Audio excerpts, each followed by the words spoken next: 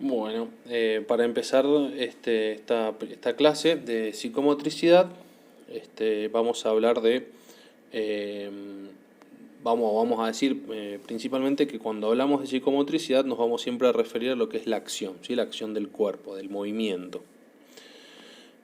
Vamos a encontrar o vamos a clasificar la psicomotricidad en tres tipos de acciones: los actos instintivos, los actos habituales y los actos voluntarios.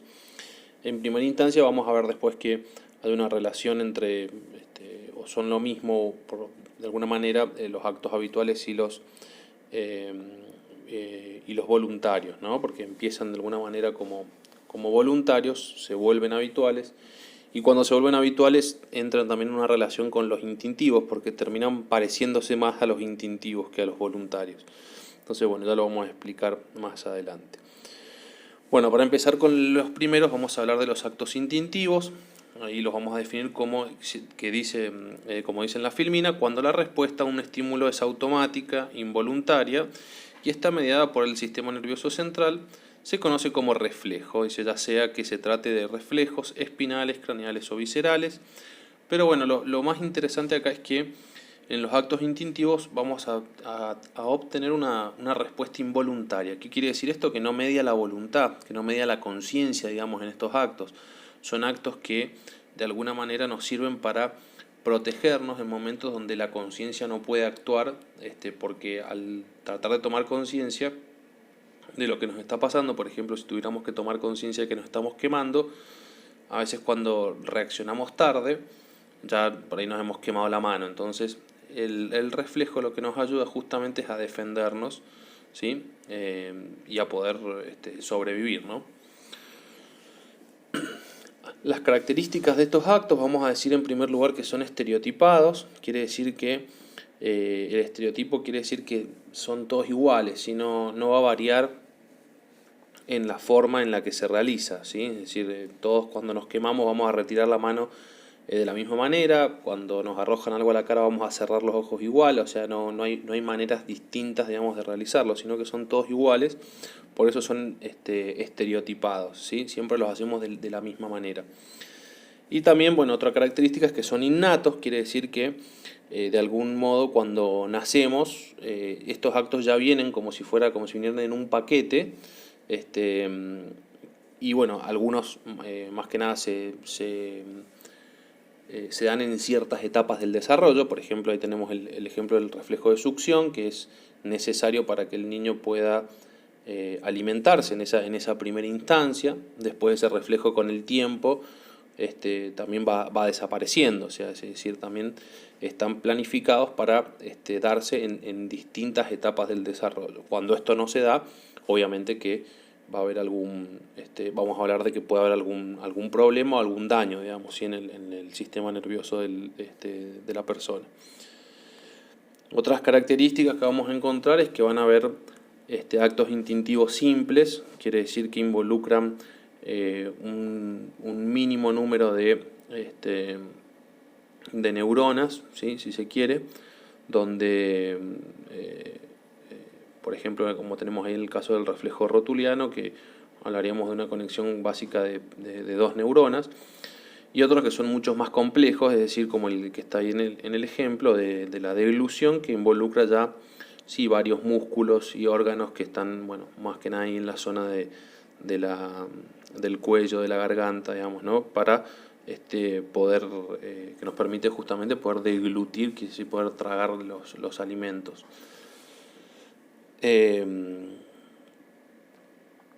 Bien, más o menos los componentes que tiene un acto reflejo, un acto instintivo, ¿sí? Vamos a usarlo como sinónimo: acto instintivo, acto reflejo, ¿sí? O arco reflejo también, lo vamos a usar todo acá igual, ¿sí? Aunque hay algunas diferencias, pero nos vamos a referir a todo igual en este caso.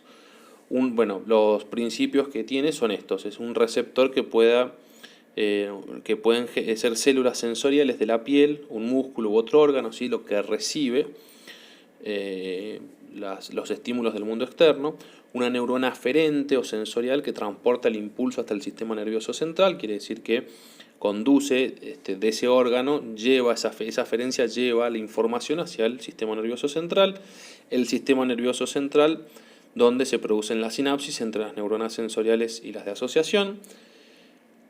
Las neuronas deferentes o motoras, es decir, las que van a, de alguna manera, llevar la respuesta que elaboró el sistema nervioso central hacia un músculo efector, o sea, el que va a ejecutar la respuesta. Y obviamente el músculo efector, que es el cual se responde al estímulo inicial y puede tratarse de un órgano, un músculo, glándula, o sea, un grupo de músculos.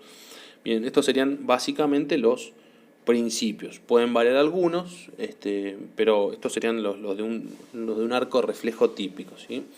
De esta manera vamos a encontrar siempre esta misma dinámica, ¿bien? De alguna manera, bueno, cuando hablamos también del sistema nervioso central, generalmente nos vamos a referir a la médula, al tronco del encéfalo, que es donde están donde se procesan la mayoría de los reflejos. Bueno, ahí tenemos un ejemplo de cómo actúa el arco reflejo. Ahí tenemos un corte de la médula transversal donde la estimulación está ahí donde está el receptor. Eso lleva o conduce de alguna manera a la médula la información, y por el otro lado sale el efector, sería así, el efector, el que ejecuta la respuesta. Ahí donde dice interneurona sería una neurona de asociación, digamos, ¿sí? Que media la respuesta entre la neurona sensorial, la que lleva la información, y la motora, que es la que va a ejecutar la respuesta. Bueno, algunos ejemplos de actos reflejos. Tenemos por un lado los espinales, que van a ser los que están va a mediar, digamos, la médula espinal. Rotuliano, por ejemplo, que es el estiramiento de la pierna, el del golpecito debajo de la rótula, ¿sí? O también se llama patelar. El de flexión, retiro de la mano o el pie frente al dolor, ¿sí? Por ejemplo, cuando el que veíamos de la velita que nos quemábamos. El de estiramiento, contracción de músculos frente al estiramiento. Y por otro lado los craneales, que van a estar la mayoría todos ubicados en el tronco del encéfalo, en el tronco encefálico, donde tenemos por ejemplo el pupilar, control de la entrada de luz en el ojo, vestíbulo ocular, mantenimiento de la imagen en la retina, corneal, cierre de ambos ojos frente a un objeto que se acerca o toca la córnea, ¿sí? Es decir, cuando nos tiran algo y automáticamente cerramos los ojos para que no nos dañe ese objeto que viene hacia nosotros, digamos, ¿sí? Incluso sin que lo pensemos, ¿no? Bueno, pasemos a los actos voluntarios, ¿sí? ¿Cuáles son los actos voluntarios? ¿Sí? Los movimientos voluntarios están organizados en torno a una acción con un objetivo particular, es decir, que tiene un fin determinado. Con la experiencia y el aprendizaje se logra mejorar su precisión y velocidad. Existen entonces varias estructuras involucradas en el control de los movimientos voluntarios: corteza prefrontal, área motora suplementaria, corteza motora y corteza motora primaria, es decir, todo lo que están todos ubicados en el lóbulo frontal, ¿no? de la corteza del cerebro. Entonces, para los actos voluntarios, todas estas áreas van a realizar distintas funciones. Por ejemplo, la corteza prefrontal, su función es la de planificar los movimientos. En las áreas motoras suplementarias y la corteza premotora vamos a encontrar que controlan la realización de movimientos en contextos particulares. La corteza motora primaria, que controla el número de músculos o la fuerza y la trayectoria del movimiento, es decir, que ejecuta las acciones del movimiento, ¿sí? Va controlando también la fuerza, cuánta fuerza hacemos, cuánta no, etcétera. Más o menos un dibujo de lo que son las áreas motoras involucradas. Fíjense que están todas ubicadas ahí en el lóbulo frontal. Y bueno, son las que están ahí coloreadas: área premotora, área motora suplementaria, área motora primaria, que son las que están involucradas en la planificación, control de lo que es el movimiento, ya con un objetivo específico. Fíjense los pasos necesarios para llevar a cabo el movimiento, que son muchísimos más que los que hablábamos en los movimientos reflejos. Acá sí se requiere de información visual para localizar el objeto que se desea tomar, por dar un ejemplo, ¿no? Las áreas motoras del lóbulo frontal se planifican la orden del movimiento y la presión, o sea, que se realizará sobre el objeto, ¿sí? Es decir, si voy a tomar un vaso de plástico, es decir, un vaso descartable, si la presión es demasiado fuerte, lo arrugo al vaso, si lo rompo. Por eso, digamos, de acuerdo al objeto que uno va a tomar, la visualización y demás, las cortezas planifican también y ayudan para que ejerzamos sobre ese objeto la presión necesaria para tomar ese determinado objeto. No es lo mismo la presión que le voy a ejercer a ese vaso que si agarro una piedra. Bueno, después la médula espinal transmite la información a la mano, ¿sí? Ahí la médula espinal trabaja como una especie de... va a conducir, ¿sí? Va a hacer como una especie de conducción del movimiento, va a actuar como si fuera un puente, digamos, ¿sí? Que lleva y trae la información, a través de ella, digamos, va pasando la información. Las neuronas motoras llevan el mensaje a los músculos del brazo y la mano. Bueno, en quinto lugar, al tocar el objeto, los receptores sensoriales de los dedos envían información a la corteza sensorial de que el objeto ya ha sido tomado con la mano. La médula espinal transmite información sensorial al encéfalo, ¿sí? Es decir, que para que sea consciente de esa sensación que está teniendo. Los ganglios basales deciden también la fuerza de presión, y el cerebelo corrige los errores de movimiento, ¿sí? Es decir, fíjense que en los actos voluntarios estamos involucrando ya varias áreas del sistema nervioso central o del encéfalo, si se quiere, médula espinal, cerebelo, ganglios de la base. Bien, la corteza sensorial recibió el mensaje de que se tomó el objeto. Los ganglios basales producen la cantidad adecuada de fuerza para tomar el objeto.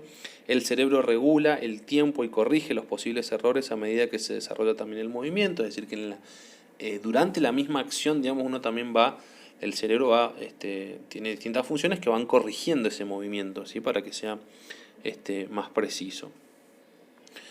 Bueno, pasemos a los actos habituales y las praxias, que le vamos a llamar. Las praxias se definen como movimientos organizados producto de procesos de aprendizajes previos, ¿sí? Es decir, que requieren un aprendizaje previo, ¿sí? Como los que tenemos ahí figurados, es decir, lavarse los dientes, jugar a la pelota, andar en bicicleta, manejar. Esos movimientos son complejos, secuenciales, ¿sí? Es decir, que implican una secuencia, ¿sí? Por ejemplo, manejar, es decir, algunos son con mayor cantidad de secuencias, otros con menos, ¿sí? Pero manejar, por ejemplo, que es un acto complejo, implica eso: sentarse en el auto, poner el auto en marcha, apretar el embrague, poner la marcha, soltarlo, acelerar un poco, ¿sí? Son movimientos que son más complejos, implican varios músculos, varios órganos y músculos del cuerpo trabajando, ¿no? No se producen por instinto, son aprendidos y tienen una intención o propósito que les da origen, digamos, ¿sí? Por ejemplo, aprender a manejar, lavarse los dientes, manejar para trasladarse de un lugar al otro, lavarse los dientes, andar en bicicleta. Bueno, estos actos habituales, dice, todo movimiento implica un registro en la corteza cerebral bajo la forma de aferencia propioceptiva, también llamado kinestésicas. El sistema propioceptivo forma parte de otro sistema, dice, más complejo, llamado sistema somatosensorial. ¿Sí? El sistema somatosensorial, que lo podemos ver ahí en el dibujo. Este sistema incorpora y procesa, dice, diferentes tipos de información sensorial, como la propioceptiva, que se refiere a la información proveniente de los músculos, tendones, que determina, dice, la posición de las extremidades y el cuerpo. Es decir, que tenemos como un mapa de dónde están ubicadas las distintas partes del cuerpo, ¿sí? Cómo tengo que moverlas. Por eso también nos da una referencia, ¿sí? Una autorreferencia del cuerpo, para que yo pueda moverme, digamos, de la manera que necesite. La información kinestésica se refiere, dice, a la conciencia del movimiento y de la posición de las articulaciones. Es decir, que también estos movimientos obviamente que implican la conciencia, es decir, que la persona es consciente de lo que va a hacer. Por eso siempre tiene un objetivo específico cada acto que realizamos. El sistema somatosensorial, dice, es uno de los modelos que se desarrolla más temprano en el ser humano y, entre otras funciones, permite el aprendizaje y ejecución de las acciones motoras, ¿sí? Por eso los niños, de alguna manera, van conociendo su cuerpo, ¿sí? Y de alguna manera, cómo lo pueden ir moviendo, y van desarrollando cierta habilidad, ¿sí? Por ejemplo, para poder caminar, para poder moverse, para la motricidad que tiene que ver con cosas más finas, para ejecutar, digamos, distintas acciones. esto se va aprendiendo mediante el desarrollo. Aprendizaje de actos habituales. Dice, en el inicio, de la organización de este aprendizaje motor, las primeras ejercitaciones ocasionan fatiga y dolores musculares en grupos de músculos que no intervienen directamente en la actividad. ¿Sí? Por ejemplo, tenemos el ejemplo de aprender a tocar un instrumento. Cuando empezamos a tocar el instrumento, aprendemos cómo tenemos que posicionar las manos y demás. Esto nos causa fatiga, nos causa dolor, ¿sí? Y suele ser de alguna manera complicado. Lo mismo que cuando aprendemos a andar en bicicleta, que ya al principio también tenemos que estar concentrados, tensos, digamos, para poder hacerlo.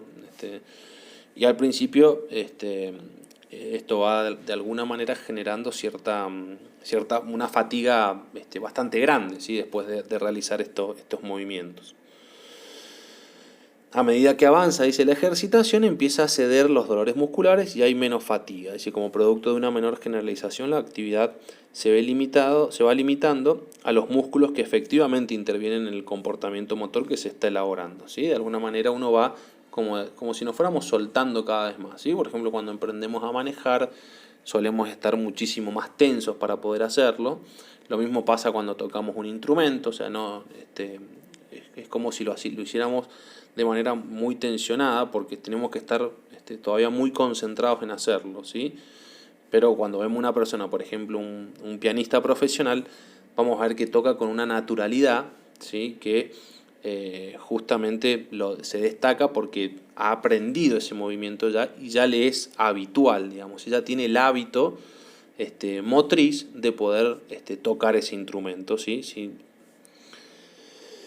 Bueno, al repetirse las actividades musculares, se consolida y sintetiza la información correspondiente a la llegada simultánea de esas aferencias propioceptivas a la corteza cerebral, digamos. Es decir, que esto se va a consolidar como si se consolidara, es una memoria motora, digamos, una memoria que es como un camino que se recorre tantas veces que deja una huella, ¿sí? Y esa huella motora, cuando lo volvemos a practicar y lo volvemos a practicar una y otra vez, se va como marcando cada vez más y cada vez me es más fácil recorrer ese camino porque ya lo conozco, ¿sí? Ya sé cómo puedo realizar este movimiento.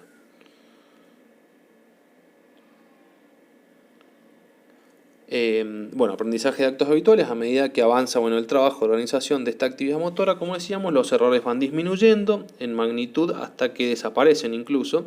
Cuando esto ocurre, puede considerarse completamente organizada la actividad motora. Si la actividad motora se consolida y se estabiliza, se transforma en un hábito como resultado de su repetición, ¿no? Es decir, lo vamos haciendo, lo vamos practicando hasta que conseguimos generar un acto habitual. Bien, entonces de la psicomotricidad, Jasper dice que desde el punto de vista del arco reflejo psíquico, como para cerrar esto, todo proceso psíquico desemboca finalmente en fenómenos motores, ¿sí?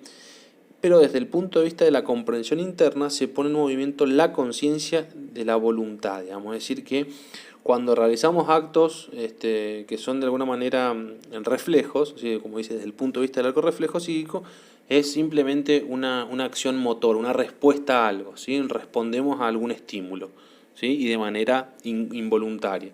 Pero cuando hablamos de la comprensión interna, ¿sí? Desde el punto de vista de la comprensión interna, como dice Jasper, ya sí ponemos en movimiento la conciencia de la voluntad, es decir, que nos dirigimos hacia un fin específico, lo realizamos con algún fin específico. Por eso el acto es mucho más complejo, ¿sí? Mucho más rico en sí.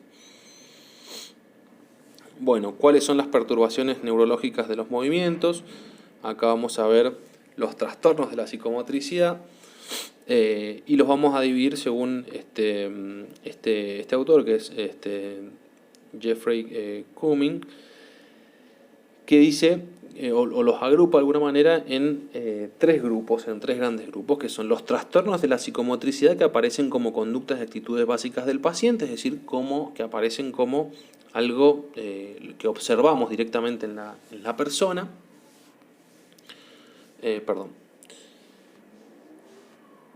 Volvamos atrás. Decía conductas que aparecen como actitudes básicas de la persona.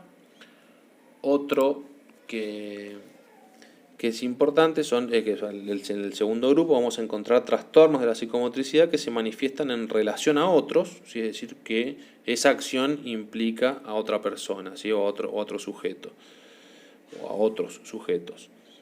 Y por último, los trastornos de la psicomotricidad que configuran grupos clínicos específicos, ¿sí? Es decir, acá vamos a encontrar las series catatónicas, trastornos de la psicomotricidad por alteración del impulso de tipo compulsivo, o sea que implica una acción, como podríamos encontrar ahí en la compulsión, por ejemplo, la cleptomanía, ¿sí? O sea, conductas, ¿sí? Ya de un cuadro específico, la piromanía, no sé.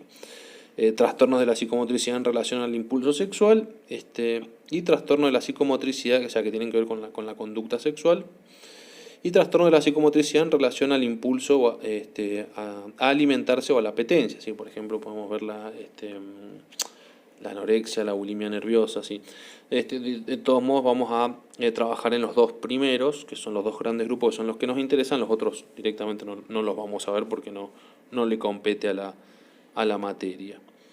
Bien, empezamos entonces por los primeros, que son dentro de los trastornos de la psicomotricidad, que aparecen como conductas básicas de la persona o del paciente.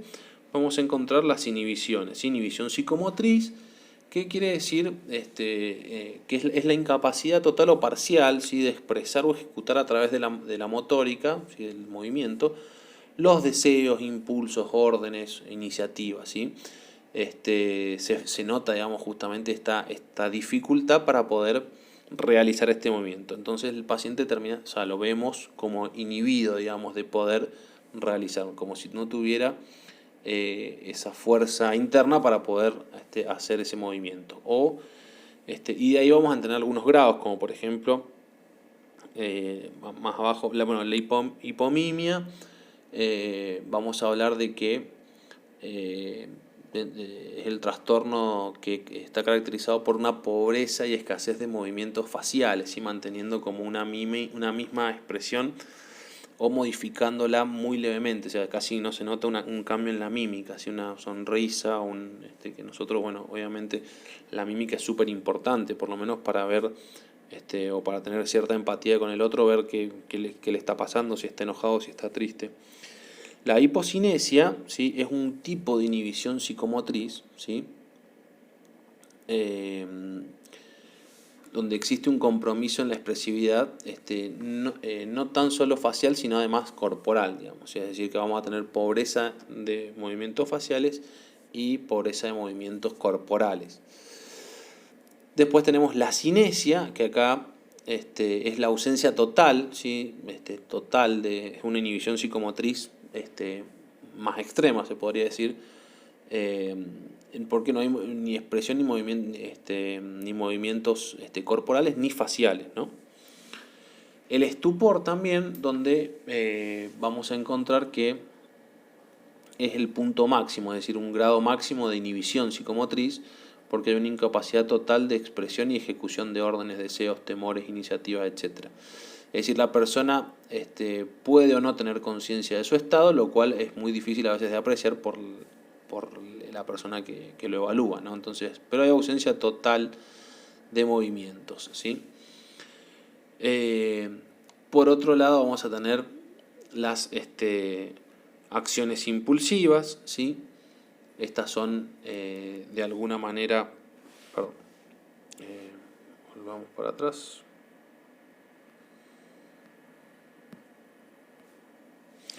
Acciones impulsivas, sí, que justamente lo que hace la acción impulsiva de alguna manera es impide la mediación de la conciencia, ¿sí? Es como si el paciente o la persona actuara sin mediar la conciencia, ¿sí? La impulsividad lo que hace justamente es una falta de reflexión, ¿sí? Sobre el acto que voy a realizar. Entonces se hace de manera impulsiva y se asocia justamente a lo que sería un acto, pareciera como si le saliera por instinto a la persona, ¿no? La exaltación psicomotriz, acá vamos a encontrar un aumento de la actividad motora, a diferencia de los anteriores, y expresiva, con mayor iniciativa y espontaneidad, acompañado generalmente de mucha velocidad en el proceso del pensamiento, es decir, el pensamiento probablemente va a estar acelerado. Toda esta hiperactividad, digamos, la vamos a ver como si está como acelerando, como es que la persona está acelerada y habitualmente persiste con distintas cosas, con metas, con proyectos, digamos, y hasta incluso en eso lo vamos a ver en el discurso también se va a notar mucho, y bueno, obviamente la inquietud que va a tener. Bueno, esto suele darse mucho más en cuadros por ahí que tienen que ver con la manía, ¿no? La agitación, otro de los trastornos que parecido, donde están los elementos estos de la exaltación psicomotriz, pero donde predomina más la inquietud motora y la impulsividad. En el otro era más, la exaltación tiene que ver más con el pensamiento, ¿no? Es como si el pensamiento estuviera más acelerado, y eso se traslada obviamente a las conductas del cuerpo. En la agitación vamos a ver que es como que al revés un poco, sería como si el cuerpo es lo que se ve, lo que se nota como mayormente exaltado, ¿no?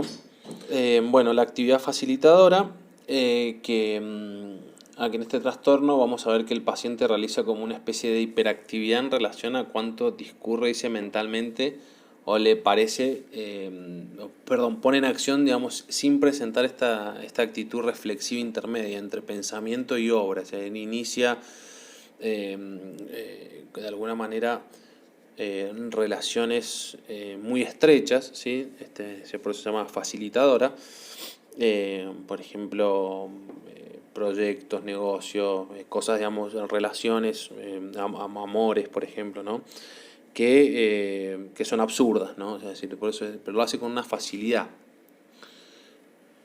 Bueno, la fatiga, que donde vamos a encontrar que el paciente a menudo se siente más bien incapaz de realizar o de iniciar actividades con motivación o competencia o con buen rendimiento. Bueno, a medida obviamente que transcurre el tiempo se va agotando con mucha más rapidez, es decir, baja el rendimiento, la motivación. Es habitual que se vea, digamos, se confirme mucho esto durante por ejemplo, en una entrevista. Si lo entrevistamos a la persona, vamos a ver que puede arrancar de manera normal, pero rápidamente se va a ir cansando, el tono de voz va a ir bajando. Bien, sería la fatiga.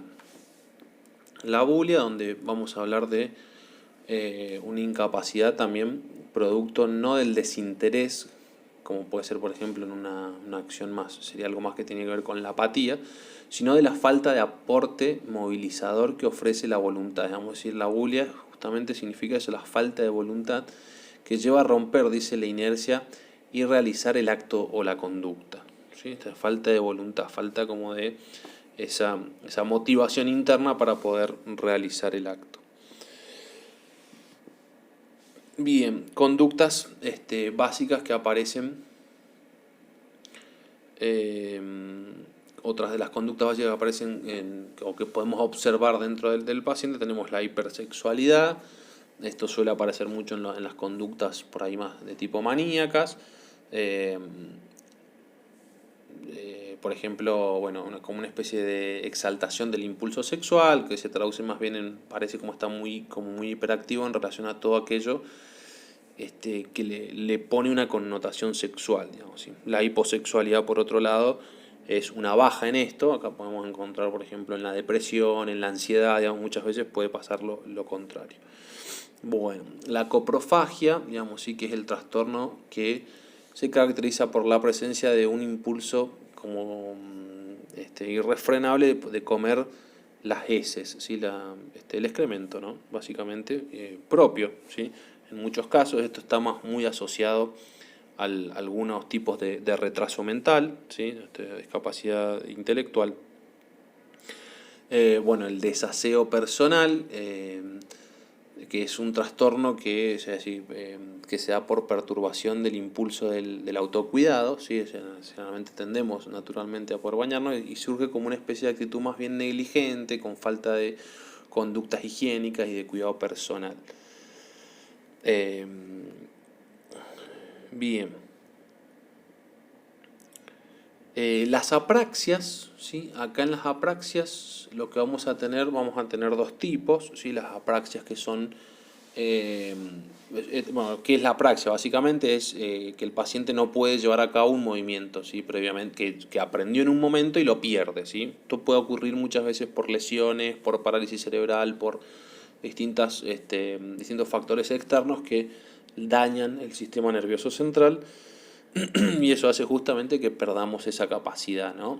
Pueden ser apraxias de dos tipos: ideativas, cuando la persona fracasa al intentar realizar una secuencia de varios movimientos con cierta finalidad, por ejemplo, si doblar una carta, ¿sí? Y meterla en un sobre y ponerle una estampilla, ¿no? Eso sería una secuencia de movimientos. Y la apraxia motora, donde el paciente dice no es capaz de llevar a cabo movimientos simples que antes realizaba de manera más bien espontánea. Por ejemplo, saludar, ¿sí? No sé, clavar un clavo, ¿sí? Silbar, ¿no? Bien, la perseveración motora, esto es un trastorno donde la persona tiende a repetir una acción recientemente realizada, dando la impresión de que no logra desprenderse con facilidad o soltura de esos actos que realizó previos, digamos, ¿no? Es decir, por ejemplo, en el de los circulitos, uno se le pide, por ejemplo, que realice unos circulitos de manera horizontal y la persona sigue con los circulitos por toda la mesa incluso. Pero bueno, era la forma por ahí de graficarlo. Los tics, donde son movimientos repetitivos que surgen sin poder ser controlados por la voluntad, ¿sí? Las personas que tienen tics no lo controlan, generalmente con carácter significativo, ya que se da más bien en la esfera de la mímica, de los gestos, si tienen una mímica, ¿sí? Como por ejemplo cerrar los ojos, y siendo como que se reiteran, son muy reiterados, todo el tiempo lo están realizando, digamos, al acto. A veces se ve mucho como si estuviera inquieto el paciente. Y bueno, generalmente cuando hay estados de tensión, de ansiedad, estos tienden a incrementarse, ¿no? O sea, con mucha más frecuencia, ¿sí? Pero bueno, tenemos distintos: los guiños de ojo, fruncimiento de cejas, plegamiento de la frente, movimientos de enrotarse el pelo, ¿sí? Etcétera.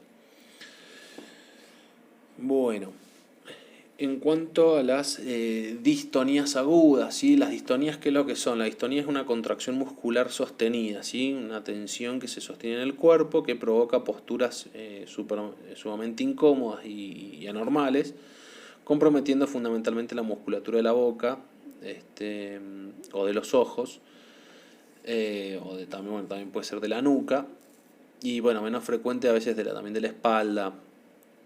Bueno, la marcha y el lenguaje se van a ver muy alterados y pueden presentar o presentan de alguna manera distintos trastornos, a veces también en la respiración. Bueno, generalmente este cuadro está muy relacionado en los pacientes o en las personas que son tratadas con algunos tipos de antipsicóticos, que son los neurolépticos, ¿no? Viene, bueno, el parkinsonismo, otro tipo también se puede llamar pseudoparkinsonismo, también es producido por el uso de algunos neurolépticos, ¿sí? Es decir, en algunos pacientes que tienen por ejemplo, toman distintos medicamentos como los antipsicóticos, vamos a ver estas características, ¿no? Por ejemplo, lo que figura ahí: temblor en reposo, hipertonía, ¿sí? O sea, como una contracción fuerte, sostenida, y la hipoquinesia, digamos, esa marcha lenta, marcha enlentecida, o rigidez, digamos, ¿no? Generalmente esto se da no solamente en la enfermedad, estos son síntomas propios de la enfermedad del Parkinson, pero se da justamente también en personas que son tratadas con algunos tipos de antipsicóticos, ¿no? Porque justamente, bueno, hay una cuestión de la dopamina, o sea, en el caso de los neurolépticos se disminuye la cantidad de dopamina y empieza a presentar síntomas iguales que el Parkinson, ¿sí? Porque justamente la enfermedad de Parkinson, una de las cosas que hace es disminuir la concentración de dopamina en el sistema nervioso central. Bien, la acaticia, que es un trastorno que también muchas veces se provoca, puede ser mucho por el uso de neurolépticos, y es una necesidad, digamos, subjetiva de mantenerse en constante movimiento, ¿sí? Como el paciente está como constantemente moviéndose y no puede estar quieto, ¿sí? Se ha sentado, parado, se siente como con ese deseo de moverse constantemente. ¿Sí? La intensidad de este compromiso obviamente puede variar.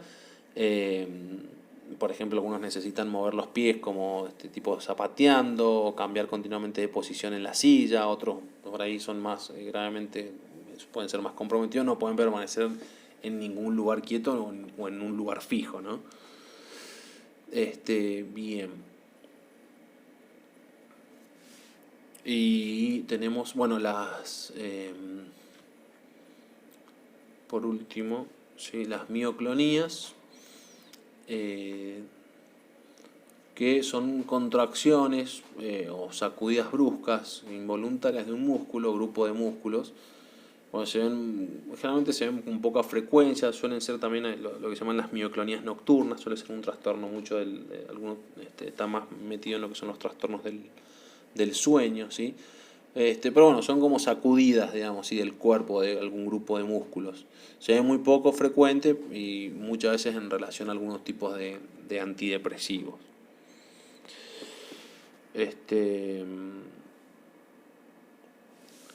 Bueno, la coreoatetosis,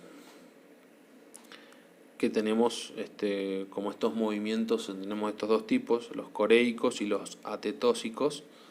En el caso de los coreicos vamos a encontrarnos movimientos así tipo involuntarios y espontáneos, bruscos y rápidos, son bastante amplios y de movimientos que son largos, por así decirlo, predominando en los segmentos proximales de los miembros, sobre todo los superiores. Es un movimiento que simula como un acto motor voluntario pero ilógico, sin finalidad útil. Es como si la persona bailara, ¿no? O sea, por eso se llama movimiento coreico, de coreografía. Se exagera a veces con la emoción y desaparece durante el sueño, ¿sí? Y los movimientos atetósicos son involuntarios y espontáneos, irregulares y arrítmicos, pero lentos, o sea, de escasa amplitud, al contrario de los otros que eran como más amplios, ¿sí? De alguna manera. Tenemos estos dos tipos. Algunos tienen que ver con distintas ¿cómo es que se llama? Perdón. Tiene que ver con tratamiento con algunos tipos de medicación, bueno, y otros con algunas enfermedades propias, ¿no? que los provocan. Bueno, la boca de conejo también es otro, o sea, un movimiento como el que hace, se llama boca de conejo porque es justamente el movimiento que hace el conejo cuando come, ¿no? Como el de creo que se llama musitación, es como una especie, como cuando pareciera como que está masticando el conejo cuando lo vemos. También generalmente asociado a tratamiento con algún tipo de medicación, sobre todo con antipsicóticos. Y bueno, por último la ataxia, que puede ser producida por el uso muchas veces de tratamiento con litio, a veces también se ve a consecuencia del uso de dosis altas de algunos barbitúricos o benzodiazepinas, ¿sí? Tiene distintos signos la ataxia, y tenemos por ejemplo lo que pasa es una dismetría, es decir, que el paciente tiene una falta de medida del movimiento, lo inicia lentamente, continúa rápido, se frena de forma brusca. Bueno, el temblor también es común, digamos, en la ataxia. Algunas alteraciones grafológicas, ¿sí? Letra como que muy regular, muy grande, dificultades en el equilibrio, ¿sí? Presenta varias características. Bien. Los trastornos del movimiento que se dan, del lado de la psicomotricidad, que se dan en relación a otros, vamos a encontrar acá la facilitación de contacto, donde el paciente parece como que se relaciona con una excesiva cercanía física y confianza sin guardar la adecuada distancia social que corresponde a esa situación, ¿no? De alguna manera esto hace que, bueno, muchas veces pasa con algunos tipos de trastornos, no de trastornos bueno, algunas personas con cierto tipo de retrasos mentales que se acercan demasiado para hablarnos, para decirnos las cosas, y como que uno se da cuenta que la persona no puede respetar, digamos, esa distancia social normal que todos manejamos, ¿sí? Bueno, ahora en época de pandemia irían todos presos, pobres. La adhesividad en su relación con los demás, digamos que tiene que ver con como si la persona se queda pegada al otro, ¿sí? Presenta como una especie de dificultad para desprenderse de un vínculo establecido, ¿sí? Son esas personas muchas veces que no te encontrás y te hablan y se quedan con vos y uno se va y te siguen, digamos, y es como si se genera un tipo de adhesividad. Aparece mucho también en algunos tipos de retrasos mentales, ¿no? La evitación de contacto, que es a la inversa de la anterior, digamos, acá lo que pasa es que evitan relacionarse con los demás y cuando logra, digamos, se le ve como distante, ¿no? O sea, en una persona que no, como falta, como si estuviera como desconfiando constantemente, pero generalmente no pueden establecer vínculos como muy estrechos. Y bueno, el negativismo, donde vamos a encontrar que los pacientes se oponen a todo cambio o modificación en su estado, posición o actitud y evitan la aproximación. Es decir, si se les habla, se van a un rincón, si se les saluda, no responden, miran para otro lado. En unos casos más severos se ponen rígidos cuando se les va a examinar o se les va a pedir algo, ¿sí? Hasta, bueno, pueden llegar como hasta como una especie de estupor, digamos, de negativista, es decir, que se ponen rígidos, ¿sí? En la musculatura hasta el punto que no se mueven.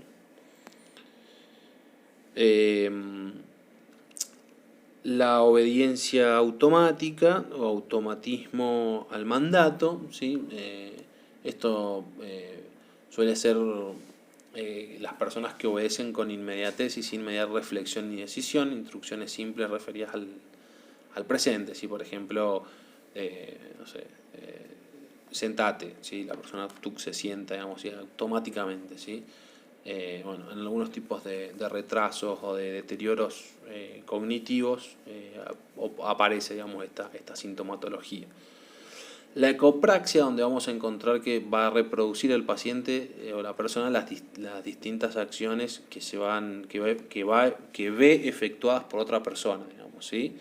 Es decir, como si copia, es el eco del movimiento. Bueno, la ecolalia, que tiene que ver también con lo mismo, solamente que repite justamente lo de la voz, es decir, lo que dice lo vuelve a repetir. Y el mutismo, que es justamente el no, cuando la persona no habla, ¿sí? Muchas veces generalmente por decisión propia, ¿sí? Sin que exista un compromiso, digamos, del habla, ¿no? Pero la persona no habla, es una forma de negativismo del lenguaje, sería básicamente. Bueno, entonces estos serían los trastornos que nos interesan y hasta acá la clase de psicomotricidad.